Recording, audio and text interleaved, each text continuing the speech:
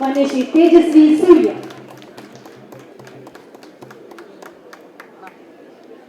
ಎಲ್ರಿಗೂ ನಮಸ್ಕಾರ.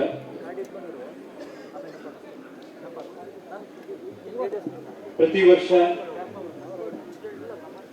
ಕಡೆ ಕಾರ್ತಿಕ ಮಾಸದ ಸೋಮವಾರ ಮಂಗಳವಾರ ದೊಡ್ಡ ಪರೀಕ್ಷೆ ಚಿಕ್ಕ ಪರೀಕ್ಷೆ ನಡೆಯುತ್ತೆ. ಇದಕ್ಕೋಸ್ಕರ ಸಾವಿರಾರು ಲಕ್ಷಾಂತರ ಜನ ಬಹಳ ಕಾತುರದಿಂದ ಎದುರು ನೋಡುವಂತಹ ಒಂದು ಉತ್ಸವ ಇದು.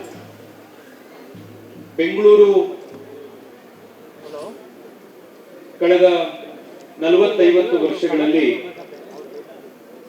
ಒಂದು ಆಧುನಿಕ ಮತ್ತು ಜಾಗತಿಕ ನಗರವಾಗಿ ಬೆಳೀತಾ ಇರುವಂತಹ ಸಂದರ್ಭದಲ್ಲೂ ಕೂಡ 400-500 ವರ್ಷಗಳ ತನ್ನ ಗ್ರಾಮೀಣ ಸೊಗಡನ್ನ ಬೇರುಗಳನ್ನ ಇಂದಿಗೂ ಜೀವಂತವಾಗಿ ಇಟ್ಕೊಂಡಿರುವಂತಹ ಒಂದು ನಿದರ್ಶನ ನಮ್ಮ ಕಡಲೆಕಾಯಿ ಪರಿಸೆ. ಪ್ರತಿ ವರ್ಷ ಬಹಳ ವಿಜೃಂಭಣೆಯಿಂದ ಇದರ ಆಚರಣೆ ನಡೆಯುತ್ತೆ. ಲಕ್ಷಾಂತರ ಜನ ಬಂದು ಈ ಪರೀಕ್ಷೆಯಲ್ಲಿ ಭಾಗವಹಿಸಿ ಹೋಗ್ತಾರೆ. ಕೋಟ್ಯಾಂತರ ರೂಪಾಯಿಯ ಚಿಕ್ಕ ಪುಟ್ಟ ವ್ಯಾಪಾರಿಗಳಿಗೆ ವಹಿವಾಟು ಆಗುವಂಥದ್ದನ್ನ ಇಲ್ಲಿ ನಾವು ನೋಡಿದ್ದೀವಿ. ಈ ವರ್ಷ ವಿಶೇಷವಾಗಿ ಮುಜರಾಯಿ ಸಚಿವರಾದಂತಹ ರಾಮಲಿಂಗಾರೆಡ್ಡಿ ಅವರ ವಿಶೇಷ ಕಾಳಜಿ ಮತ್ತು ಆಸಕ್ತಿಯ ಒಂದು ನೇತೃತ್ವದಿಂದಾಗಿ ಈ ಬಾರಿಯ ಕಡಲೆಕಾಯಿ ಪರೀಕ್ಷೆಗೆ ಹೊಸ ಕಳೆ ಕಟ್ಟುವಂತಹ ಕೆಲಸವನ್ನ ಮಾನ್ಯ ಸಚಿವರು ಅವರ ನೇತೃತ್ವದಲ್ಲಿ ಮಾಡಿದ್ದಾರೆ. ನಾನು ನಿಮ್ಮೆಲ್ಲರ ಪರವಾಗಿ ರಾಮಲಿಂಗಾರೆಡ್ಡಿ ಸಾಹೇಬರಿಗೆ, ಅವರ ನೇತೃತ್ವದಲ್ಲಿ ಕೆಲಸ ಮಾಡಿದಂತಹ ತಂಡದ ಎಲ್ಲ ಅಧಿಕಾರಿಗಳಿಗೆ ನಾನು ಅಭಿನಂದನೆಯನ್ನ ನಿಮ್ಮೆಲ್ಲರ ಪರವಾಗಿ ಸಲ್ಲಿಸ್ತಾ ಇದ್ದೇನೆ. ಇನ್ನು ನನಗೆ ನೆನಪಿದೆ, ನಾವೆಲ್ಲ ಇನ್ನು ಹೈಸ್ಕೂಲ್ನಲ್ಲಿ ಕಾಲೇಜ್ನಲ್ಲಿ ಇದ್ದಂತಹ ಸಂದರ್ಭದಿಂದ ರವಿ ಸುಬ್ರಹ್ಮಣ್ಯ ಅವರು ಶಾಸಕರಾಗಿ ಆಯ್ಕೆಯಾದ ನಂತರ ಇಲ್ಲಿ ತೆಪ್ಪೋತ್ಸವ ಮಾಡುವಂತಹ ಒಂದು ಪದ್ಧತಿಯನ್ನು ಶುರು ಮಾಡಿದ್ರು. ಹಿಂದೆ ಕೆಂಪೇಗೌಡರ ಕಾಲದಿಂದ ನಮ್ಮ ಕೆಂಪಾಂಬುದಿ ಕೆರೆಯಲ್ಲಿ ಕಡಲೆಕಾಯಿ ಪರಿಸೆ ಆಗುವಂತಹ ಸಂದರ್ಭದಲ್ಲಿ ತೆಪ್ಪೋತ್ಸವ ಆಗ್ತಾ ಇತ್ತು. ಅದು ಬೇರೆ ಬೇರೆ ಕಾರಣಕ್ಕೆ ಮಧ್ಯದಲ್ಲಿ ಬಿಟ್ಟು ಹೋಗಿತ್ತು.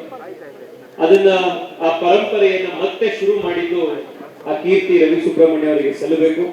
ಈ ಬಾರಿ ಅವರು ಮತ್ತೆ ರಾಮಲಿಂಗಾರೆಡ್ಡಿ ಅವರು ಇಬ್ರು ಜೊತೆಗೆ ಸೇರಿರೋದ್ರಿಂದ ಈ ಬಾರಿ ಇಲ್ಲಿ ಅಲಂಕಾರ ಇರ್ಬೋದು, ಇಲ್ಲಿನ ಲೈಟ್ ವ್ಯವಸ್ಥೆ ಇರ್ಬೋದು, ಬಹಳ ವ್ಯವಸ್ಥಿತವಾಗಿ ಈ ಬಾರಿ ಸಚಿವರ ನೇತೃತ್ವದಲ್ಲಿ ಕೆಲಸ ನಡೆದಿದೆ.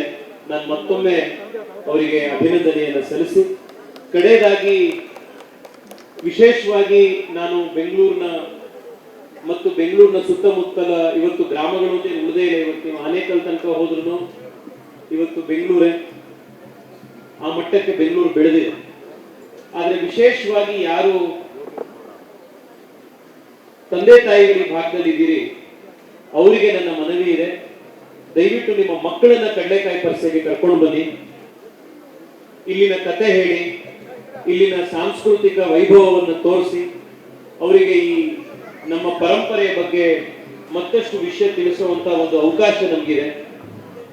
ಹಿಂದೆ ಯಾವ ರೀತಿ ಜಾತ್ರೆಗಳು ನಡೀತಾ ಇತ್ತು, ಸಂತೆಗಳು ನಡೀತಾ ಇತ್ತು ಅನ್ನೋದನ್ನ ಕಥೆಗಳಲ್ಲಿ ಮಾತ್ರ ಹೇಳಿದರೆ ಅವರಿಗೆ ಬೆಂಗಳೂರಿನಂತ ಮಹಾನಗರದಲ್ಲೂ ಕೂಡ ಒಂದು ಹಳ್ಳಿಯ ಜಾತ್ರೆಯ ಸೊಗಡನ್ನು ಅನುಭವಿಸುವಂತ ಒಂದು ಅವಕಾಶವನ್ನ ಮಕ್ಕಳಿಗೆ ನೀವು ಮಾಡಿಕೊಡಿ ಅನ್ನುವಂತ ಮನವಿಯನ್ನ ಮಾಡಿ, ಈ ಬಾರಿ ಕಳೆ ಬಾರಿದ ರೀತಿಯಲ್ಲೇ ಝೀರೋ ಪ್ಲಾಸ್ಟಿಕ್ ಉಪಯೋಗಿಸುವಂತ ಕಡಲೆಕಾಯಿ ಪರಿಸೆಯನ್ನ ಎಲ್ಲರೂ ಸೇರಿ ಮಾಡಿದ್ದಾರೆ. ವಿಶೇಷವಾಗಿ ಸಾಕಷ್ಟು ಜನ NGOಗಳು ಮತ್ತೆ ವಾಲಂಟಿಯರ್ಸ್ ಮತ್ತೆ BMS ಕಾಲೇಜು ಸುಮಾರು 50,000 ಚೀಲಗಳನ್ನು ಕೂಡ ಈ ಬಾರಿ ಡೊನೇಟ್ ಮಾಡಿದ್ದಾರೆ.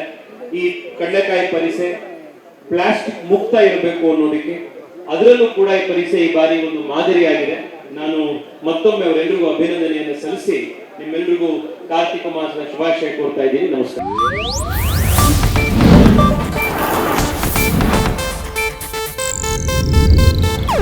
ಇದು ಏಷ್ಯಾನೆಟ್ ನ್ಯೂಸ್ ನೆಟ್ವರ್ಕ್ ಪ್ರಸ್ತುತಿ.